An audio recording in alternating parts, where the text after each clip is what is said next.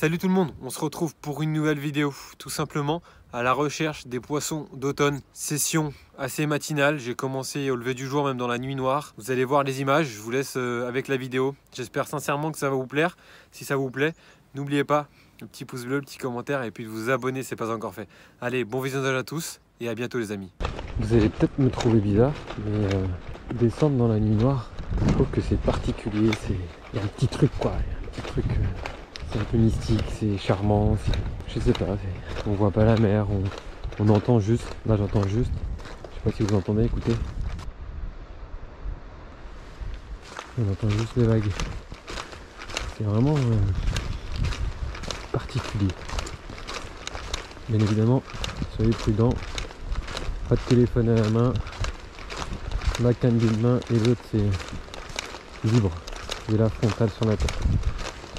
Avant je faisais ça au téléphone. Et croyez-moi que depuis que j'ai eu une frontale, je lâche plus. Je suis là depuis la nuit noire. Et sincèrement, je viens de me décaler. Je n'ai pas eu la moindre, pas la moindre. Et l'eau elle est laiteuse. Donc là je me décale, je suis plus profond que où j'étais dans la nuit noire. Mais peut-être qu'ils sont dans plus d'eau. À la recherche des bars tout simplement. Je vais sûrement faire un autre spot après. Là je vais insister une petite demi-heure là, si vraiment pas de touche, je change de spot. Peut-être qu'ils sont là, hein, mais pas du tout mordeurs. On a eu un sacré exemple assez récemment. Oh wow, c'était quoi ça? Il faut avoir un sacré suivi. Mais vraiment un sacré suivi. Soit c'est mes yeux, soit c'est vraiment un sacré suivi. Il fait encore bien sombre du coup. Bon, combien de petits poissons?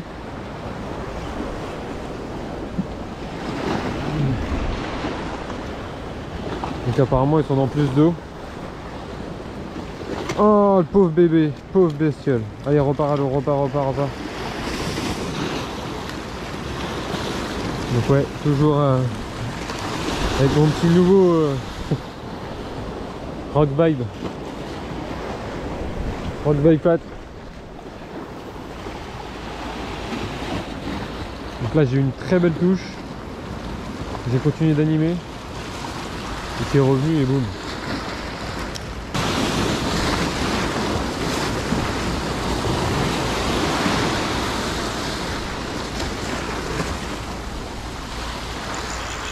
Ouais, super.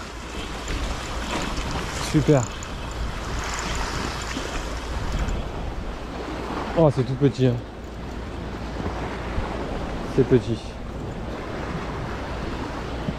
Ouais, c'est même pas un bar.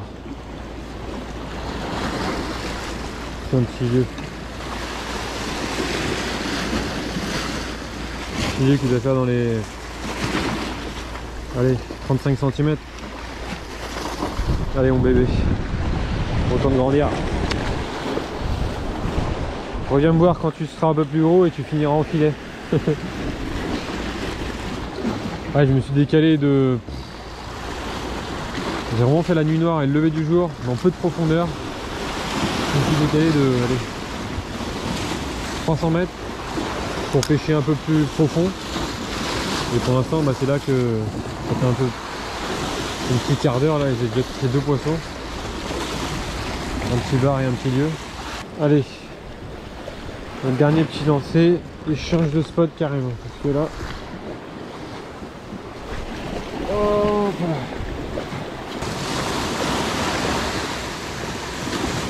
On va aller changer de spot, on va aller encore dans le plus profond.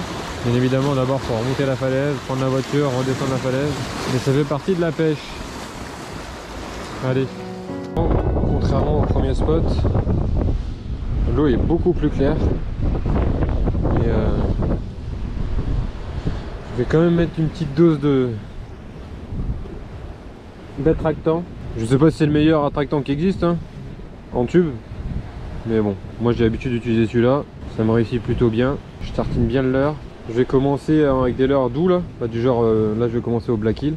150. Et puis après je mettrai peut-être des leurres plus agressifs. Je verrai. Mais pour l'instant ça va être de la douceur pour démarrer. Ouais, l'eau est un peu plus claire. Un peu plus claire que sur le premier spot. C'est pas non plus une eau transparente. Hein. C'est une eau d'automne. Hein. Au milieu d'automne. mais c'est un peu plus clair. Donc je vais peut-être pouvoir faire ma session avec des leurres assez doux, on va voir. À la recherche des bars d'automne, où sont-ils?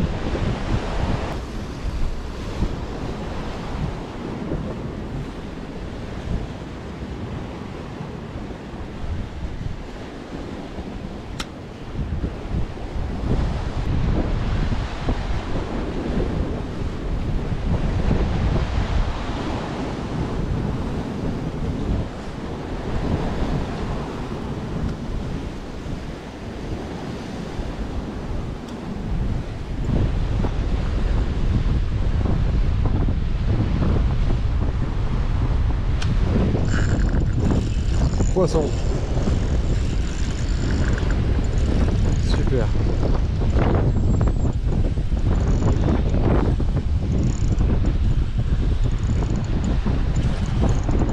On les sent bien partir.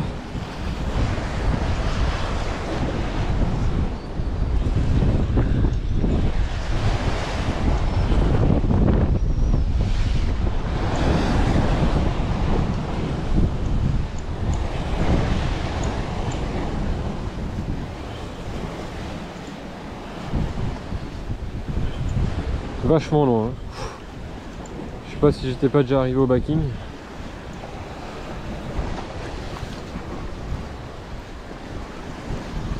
Super. Il n'y en aura peut-être pas d'autres, hein, c'est pas grave. Hein, mais... moi j'aurais fait un bar sur chaque spot. Hop là. Oh, c'est petit. Premier poisson pris au Black Hill 150 avec un peu d'attractant dessus, tout petit, mais poisson qui fait plaisir. Pour la période, c'est ultra cool, c'est ultra cool. Allez, la remise à l'eau les amis. Allez mon grand. Pas de vague, je peux me rapprocher de l'eau. A plus. Super. Allez. On remet un petit coup d'attractant sur tout le leurre. Il va y en avoir vraiment une belle patate. Hein. Après ça peut être vraiment tous les poissons, j'étais dans les autres sacs, ça peut être un petit lieu, ça peut être un bar, ça peut être une vieille. C'est parti. Là vraiment à cette période de l'année, tout ce qui est attractant, tout ce qui sent fort, c'est vraiment un plus. Hein. Début de saison et fin de saison. Quand je dis début de saison, c'est fin mars, début avril.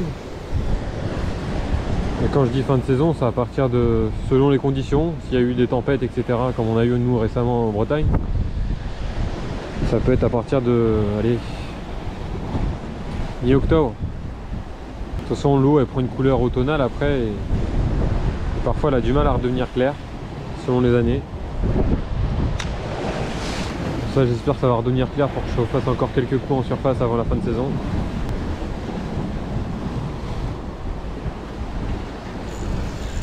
Poisson. Super. Et ça a l'air plus joli. Hein. Ça a l'air vraiment plus joli, vous voyez. J'ai une belle tape. Je remets de l'attractant.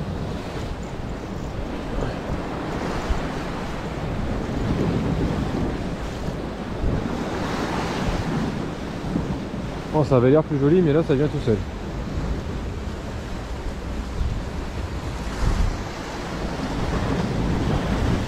Super. Ouais, c'est un peu plus joli. Ouais, un peu plus... ou moins petit. Moins petit. Allez, un poisson de... un peu plus de 42, 43, 44. Allez, deuxième poisson. Un tout petit peu plus joli que le premier. Donc toujours pareil, je viens de remettre de l'attractant, vous avez vu. Et là, ça a bien tapé, il a bien pris le leurre fermement. Allez, la remise à l'eau. Allez mon bébé, retourne grandir, mais va dire à tes grands frères, tes grandes sœurs. Là il y a une vague qui arrive, par contre, vous voyez c'est dangereux ce que je fais. Un peu dangereux quoi, ça va quoi. Mais... voilà, faut pas non plus... J'essaie de me rapprocher de l'eau pour faire des releases un peu plus belles, vu que je sais que certains d'entre vous préfèrent voir ça que des lancers de 5-6 mètres. Là ça va. Oui voulez pas que je tombe à l'eau, parce que quand même pas, mais ça va. Parce qu'il y a quand même du bruit ambiant, etc. Tout simplement, vu que c'est le Black Hill 150, il est déjà volumineux, 150, 15 cm, et que j'ai besoin de pêcher proche des obstacles. Vous avez vu, les poissons, pas se mentir, il n'y a pas beaucoup de poissons fourrage, il n'y a pas d'oiseaux qui m'indiquent que potentiellement il peut y avoir de la vie entre deux eaux ou en surface. Donc j'ai besoin de pêcher dans les obstacles tout simplement. Et les 2 barres que j'ai fait, je les ai fait dans les obstacles. Et le fait qu'ils soient montés en texan naturellement, on perd des leurres, on accroche quand même. On accroche dans les... On perd des leurres même en texan. Mais en fait on va passer dans les algues beaucoup plus proprement. Notre hameçon va pas accrocher systématiquement, donc on présente un leurre beaucoup plus proprement. Ça c'est important quand même d'avoir du texan. Pas n'importe quand en fait, faut pas l'utiliser si vous faites du linéaire entre deux eaux, le texan, sauf s'il y a beaucoup d'algues en suspension, ça va vous limiter d'accrocher un peu d'algues sur l'hameçon. Mais le texan vraiment quand c'est utile.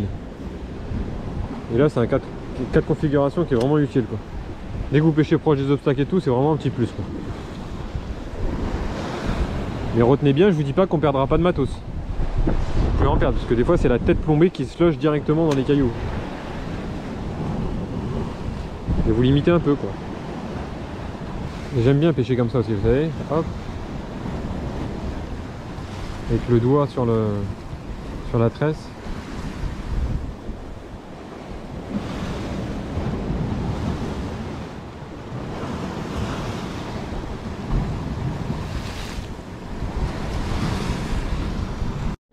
Hop. Ah, poisson. Super.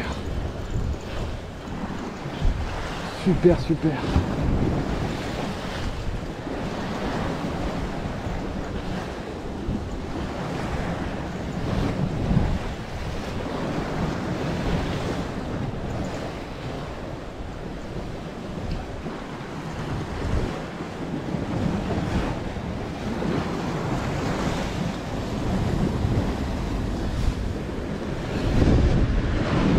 Hop là, lui il est encore plus petit. Plus petit que les deux premiers. Plus petit que les 2 premiers.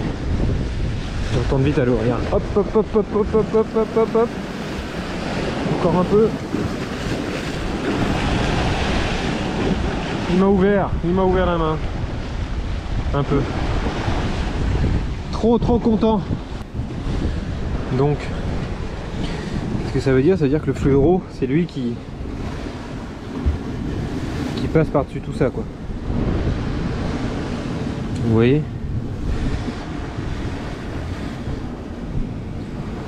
Là il y a un accro déjà. Là il y a un accro. Donc si je coupe là, il me restera pas assez, vous voyez? Du coup ce que je vais faire tout simplement, je vais prendre le temps, même si les poissons sont là, vu que là ça fait quand même quelques lancers, j'ai des tapes ou un poisson. Je vais prendre le temps de changer mon badling en fluorocarbone. Et sincèrement les amis, les excédents, même si c'est pas grand chose, je sais, hein, vous allez me dire ouais mais bon c'est pas... Je suis d'accord avec vous, c'est pas grand chose, c'est quoi? C'est 10 cm de fil par-ci par-là, mais... C'est des petits gestes tout cons, tout simples, tout bêtes. Vaut mieux les mettre dans le sac à dos et quand vous faites un petit rangement, bah, vous balancez tout à la poubelle quoi. Sincèrement, c'est vraiment... C'est vrai que vous allez vous dire mais bon, tu t'attardes sur des petits détails inutiles quoi, mais... Je pense que c'est des petits trucs comme ça qui peuvent faire changer la donne quoi.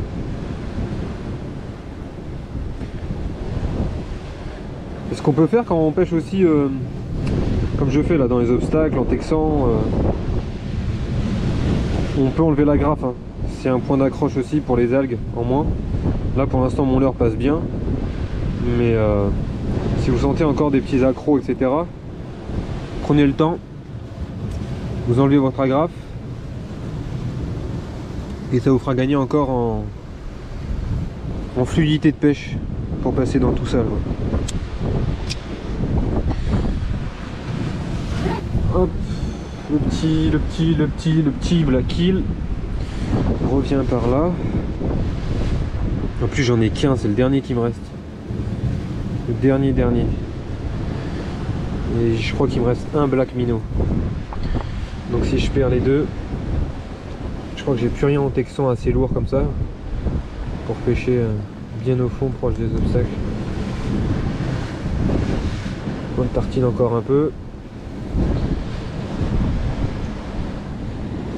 Ah, je viens de penser à un truc, je vous en ai jamais parlé. Est-ce que vous savez que deux shad, les shad, les leurres souples qui ont des nageoires caudales, qui ont des queues, ne descendront pas à la même vitesse, même avec la même plombée. Je m'explique. Si vous avez un shad qui est vachement souple, qui a une faible résistance à l'eau, qui n'émet pas de grosses vibrations, il descendra plus vite qu'un leurre qui a une queue beaucoup plus dure et qui a des grosses vibrations. Vu qu'il y aura une grosse résistance à l'eau, du coup il va vachement être freiné dans sa descente. Donc ça, quand vous pêchez dans des endroits où c'est un peu profond, faut que vous y pensez, hein. C'est ultra important. Ultra important. Là, le leurre avec lequel je pêche, le Black Hill, c'est un leurre qui émet de faibles vibrations. Donc il va vite percer la couche d'eau vu qu'il n'a pas beaucoup de résistance en fait. C'est un petit truc, c'est vrai que je vous en avais jamais parlé. Je pensais à ça en animant mon leurre.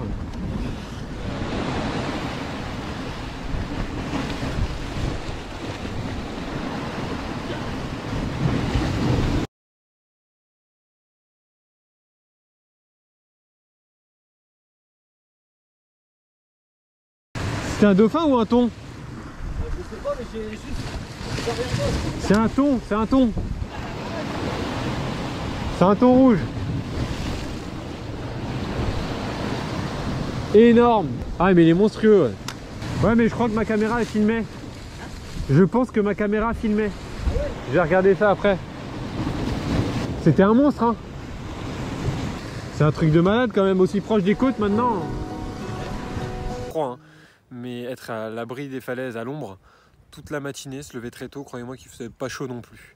Donc session automnale assez difficile, mais comme je les aime, vraiment, sincèrement.